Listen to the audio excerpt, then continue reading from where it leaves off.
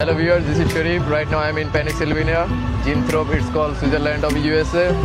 So আজকে Valentine উপলক্ষে আমরা সবাই সকাল সকাল ঘুম থেকে উঠে অলমোস্ট 5 আওয়ার ড্রাইভিং করে চলে আসলাম। আমার পিছনে আছে ক্লক টাওয়ার, এটা জিনথ্রপের ক্লক টাওয়ার। এই পিছনে একটা ট্রেন স্টেশন আছে, এখান থেকে আমরা টিকিট কেটেছি। মোটামুটি প্রত্যেকটা টিকিট $25। সো এখানে আমরা আসলাম, গাড়ি পার্কিং করলাম মোটামুটি $25 ফর 24 আওয়ার। তো আমরা গাড়ি পার্ক করে এখানে চলে এসেছি, টিকিট কাটলাম। আমাদের ট্রেন অলমোস্ট 12:30 বাজে। আগামী 30 মিনিট পরে আমাদের train journey. It's like 70 minute train journey. তো আমরা পুরো এলাকাটা ঘুরে দেখবো। পুরো এলাকাটা ইউরোপিয়ান স্টাইলে আপনাদের যদি একটু দেখেন।